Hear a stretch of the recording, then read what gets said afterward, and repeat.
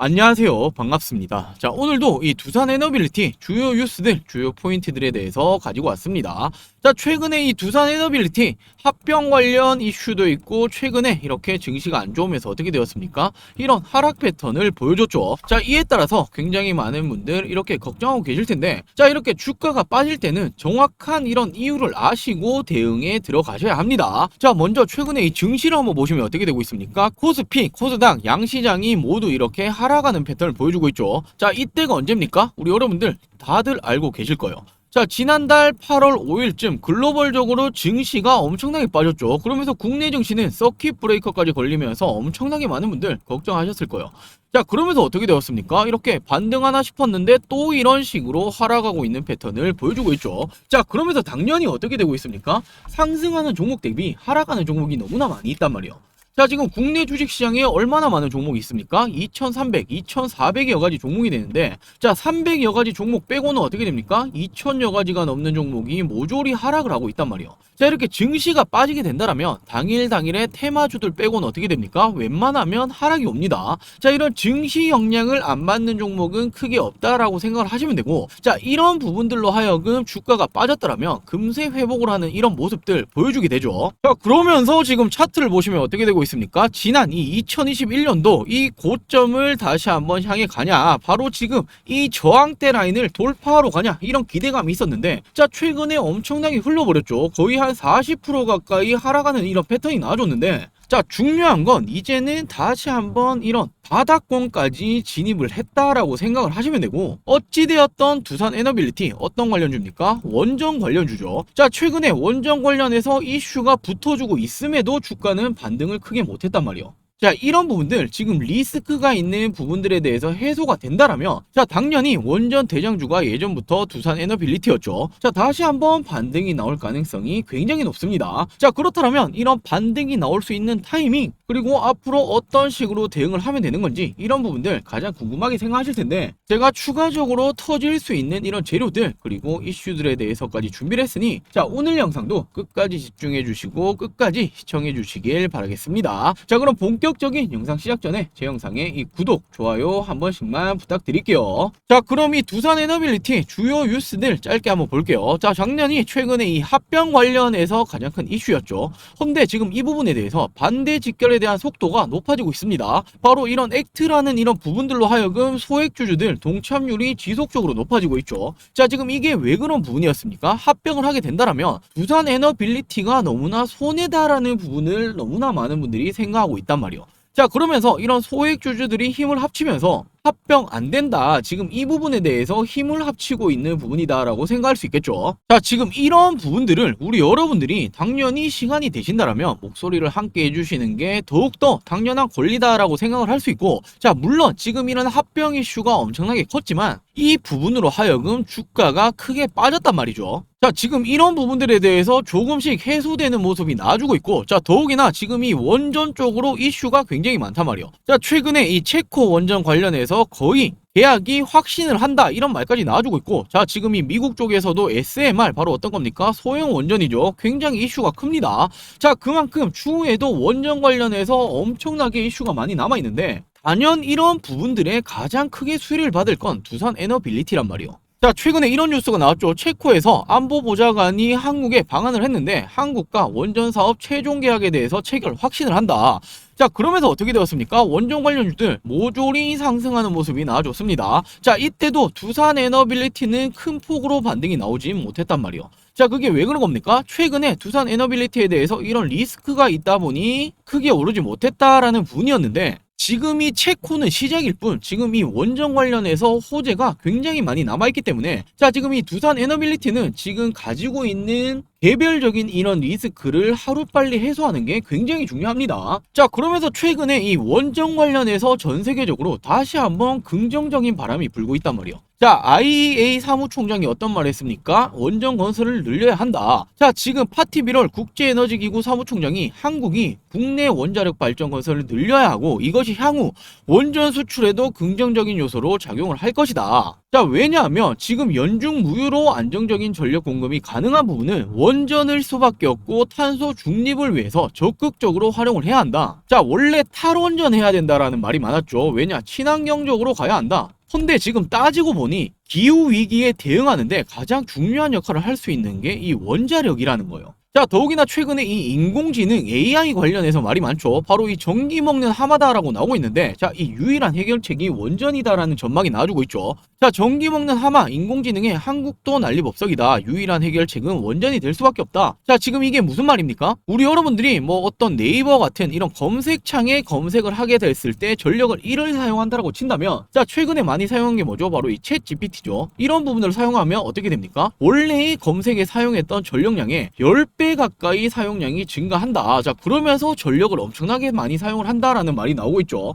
자, 더욱이나 뭐 이미지 같은 부분이라든지 생성력 이런 부분들까지 사용을 한다라면 40배, 50배까지도 늘어날 수 있다라는 거예요. 자, 그러면서 전 세계적으로 AI 전력난이 오고 있다. 지금 이런 부분들 문제가 굉장히 심각한데 유일한 해결책이 원전이다. 자, 더욱이나 지금 이 에너지 탄소 감축 앞당기려면 어떻게 해야 된다? 오히려 태양광이 아니라 원전을 해야 된다라는 거예요. 자, 태양광이 어떤 거였습니까? 대표적인 친환경 에너지였죠. 헌데 공급도 불안정하고 오히려 탄소 배출량이 원전의 5배나 된다. 자, 그러면서 프랑스가 어떤 국가입니까? 원전에 굉장히 기술력이 앞서 있죠. 헌데 영국과 프랑스 모두 지금 IEA를 지지를 하기 시작을 했다. 자, 대표적인 친환경 발전원인 이런 태양광이 원전보다 오히려 탄소를 5배 이상 더 배출을 하고 있다. 자, 지금 이런 부분들은 국내에서 이미 확인이 되었죠. 실제 2023년 한국의 에너지 지금 이런 탄소 배출량이 2018년보다 24%나 줄었는데 이는 원전과 같은 무탄소 전원 발전량이 늘어났기 때문이다. 자, 이때 원자력 발전의 증가분이 69%를 차지했다. 자, 우리나라가 이미 원전을 늘렸는데 오히려 어떻게 되었다? 탄소 배출량은 줄어들었단 말이요.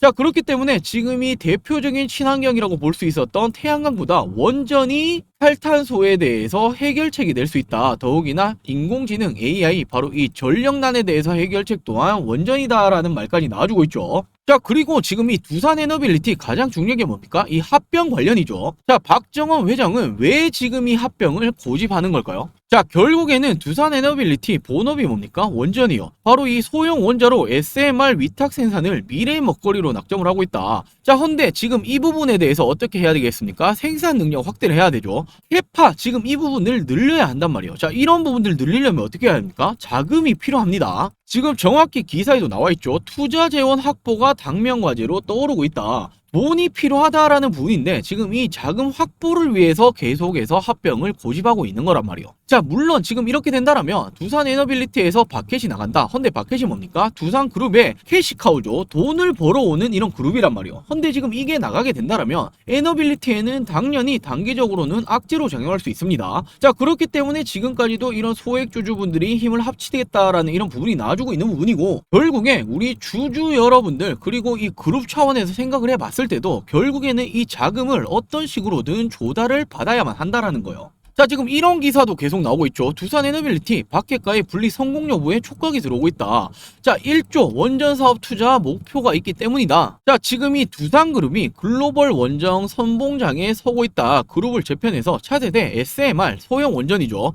자, 이쪽 부분에 대해서 조단위 투자까지 들어가겠다라고 미리 밝혔습니다. 자, 왜 그런 겁니까? 지금 이 SMR에 대해서 전 세계적으로 엄청난 관심이 들어오고 있단 말이에요. 자, 유스킬파워가 어떤 그룹입니까? 미국의 기업이죠. SMR 관련해서 기술력이 가장 뛰어나다라는 이렇게 평가를 받고 있는 기업인데, 최근에 유스케일파워가 직접적으로 이런 부분에 대해서 수주권까지 터지고 있죠. 헌데 지금 유스케일파워에 직접 투자한 게 누굽니까? 두산에너빌리티입니다. 지난 2019년에 600억 원, 21년도에 800억 원, 약 1,400억 원을 이미 지분 투자를 진행을 했고, 이런 전략적 투자를 통해서 기자재 공급권까지 확보를 했다. 자, 이 말은 유스케일파워가 SMR 관련으로 계속해서 이런 수주권이 터진다라면 기자재가 어디서 들어갑니까? 두산에너빌리티에서 들어가기 때문에 함께 매출이 올라간다라는 거예요. 지금 이 시장 두산이 잡아야겠습니까? 안 잡아야겠습니까? 무조건 잡아야만 하겠죠. 자, 그러면서 지금 이 원전 SMR 시장이 무려 640조나 될 거다라는 전망이 나와주고 있죠. 이쪽 시장을 선점을 해야만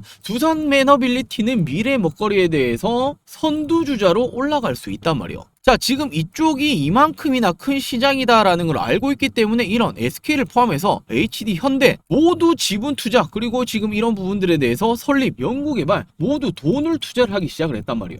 자, 지금 이 SMR이 원전에만 들어가는 게 아닙니다. 앞으로는 이 조선업과도 협력이 될 거고 선박 쪽으로도 들어갈 수밖에 없고, 자, 이런 부분들과 어떻게 됩니까? 협력 관계, 시너지 효과를 낸다라면 훨씬 더 큰 시장이 될 수 있단 말이에요. 근데 이미 이쪽 관련해서 기술력을 가지고 있고 선두주자였던 이 두산 에너빌리티가 밀리면 안 된다라는 부분이겠죠. 자, 그러면서 지속적으로 나오고 있는 말이 글로벌 시장의 원전 수요 확대에 맞춘 투자로서 수주 지속에 대한 이런 기대, 원전 추가 수주를 위한 투자금 마련이 필요하다, 투자금이 지속해서 필요하다라고 나오고 있죠. 자, 결국에 지금 이 합병이라는 문제가 어떤 식으로든 해결이 돼야 할 거예요. 물론 지금 이 부분에 대해서 단기적으로는 우리 여러분들, 소액 주주 여러분들이 악재다라고 생각하시기 때문에 목소리를 내주셔야 하고 힘을 내주셔야 되는 부분은 당연합니다. 당연히 지금 이 부분에 대해서 두산그룹 이 자체에서 어떤 식으로든 해결책이 나와야만 한단 말이에요. 근데 이 부분은 곧 나올 수밖에 없을 겁니다. 자, 왜냐하면 말씀드렸잖아요. 무려 640조 시장이나 되는 부분에 대해서 이미 선두주자 선점하고 있는 게 두산그룹이었는데 다른 곳에 뺏길 수가 없다라는 부분이겠죠. 자, 그리고 얼마 전 두산에너빌리티가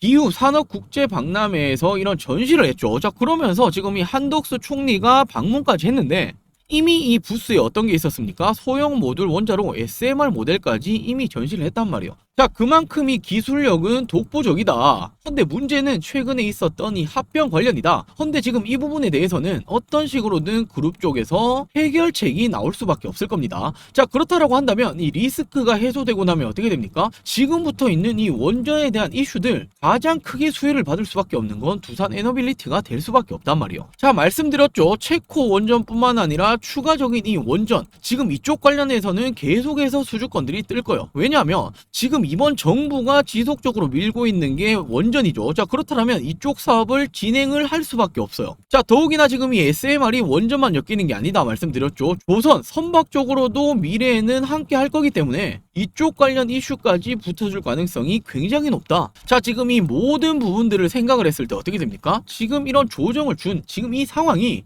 오히려 우리 여러분들은 기회다라고 생각을 하셔야 됩니다. 충분히 조정을 받은 만큼 그만큼 더 높은 곳으로 상승할 확률이 높다라고 생각할 수 있겠죠. 자, 골짜기가 깊으면 산이 높다라는 말 우리 여러분들 한 번씩 들어보셨을 거예요. 자, 지금 말씀드렸다시피 오히려 기회다라고 생각을 하시면서 조금 더 이 높은 곳을 바라보셨으면 좋겠습니다. 자, 오늘도 우리 여러분들에게 이 두산 에너빌리티 중요 포인트들에 대해서 말씀을 드려봤는데 우리 여러분들에게 이 도움이 되셨으면 좋겠습니다. 자, 그리고 우리 여러분들이 지금 이 두산 에너빌리티의 그래도 이 비중 자체를 몰빵하고 계신 분들은 많이 없으실 거란 말이죠. 자, 그러면서 지금 장이 좀 힘든데 남아있는 이 비중들 어디 투자해야 될지 잘 모르겠다 라고 하시는 분들, 그리고 이 두산 에너빌리티 중요한 이런 정보들에 대해서 조금 더 빠르게 캐치하고 싶다라고 하시는 분들이 굉장히 많으셔서 저희가 이런 부분들은 장중에는 어떤 식으로 말씀드리고 있습니까? 텔레그램 방에서 말씀드리고 있죠. 자, 이렇게 저희가 운영하고 있는 텔레그램 방에서 이런 부분들, 정보들, 그리고 말씀드렸던 이런 종목들에 대해서 브리핑이 나가고 있으니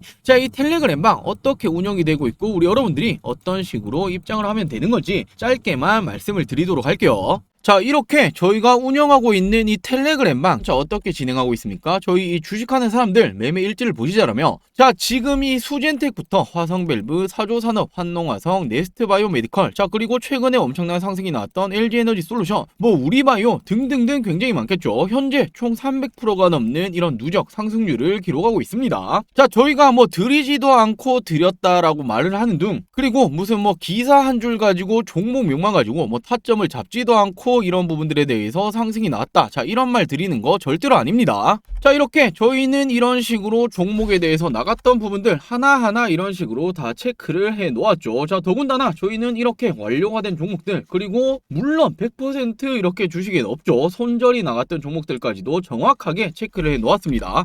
자, 그러면서 어떻게 되었습니까? 지금 상승 48종목, 손절 5가지 종목. 자, 거의 90%가 넘는 확률로 저희가 말씀드렸던 종목들의 상승 패턴이 나와주고 있죠. 자, 이렇게 먼저 이 LG 에너지 솔루션 저희가 언제 말씀드렸습니까? 자, 8월 5일 체크가 되시죠. 32만원에서 34만원 부근까지 분할 진입을 하시면 된다. 근데 이날이 어떤 말이었습니까? 8월 5일이 글로벌 증시가 이렇게 무너졌던 날이요. 자, 이때 엄청나게 많은 분들이 패닉이 오셨죠. 자, 왜냐하면 이렇게 서킷 브레이커까지 걸리면서 엄청나게 많은 분들이 지금 걱정스러우셨단 말이에요. 근데 이때도 저희는 어떻게 말했습니까? 장이 초토화 자체지만 종목에 대해서 나갔단 말이에요. 자, 상승장에만 수익이 난다, 상승하는 종목이 나온다, 이건 말도 안 됩니다. 자, 그리고 어떻게 되었습니까? 정확히 저점 포착 후에 지금까지 이런 식으로 상승하는 패턴, 자, 30%가 넘는 상승률을 기록을 했죠. 자, 그리고 이때는 또 언제입니까? 8월 6일 수젠텍에 대해서 어떻게 말씀드렸습니까? 종가 베팅으로 추천드리면서, 자, 이때가 언제였습니까? 코로나 관련으로 엄청난 코로나 관련주들 관심이 들어올 때 여전히 먹을 게 남아있다라는 판단하에 추천드리고 어떻게 되었습니까? 단기간에 이런 식으로 35%까지 상승이 나왔죠. 자, 그리고 다음이 언제였습니까? 자, 8월 7일 어떻게 드렸습니까? 화성밸브라는 종목에 대해서 이 종목도 마찬가지로 종가 베팅으로 이 시추 관련주다라고 챙겨드리면서 어떻게 되었습니까? 자, 지금 이때부터 바로 이런 식으로 상승 35%가량의 상승이 나와줬죠. 자, 그리고 다음으로 또 언제입니까? 8월 9일 사조산업에 대해서도 말씀드리면서 어떻게 되었습니까?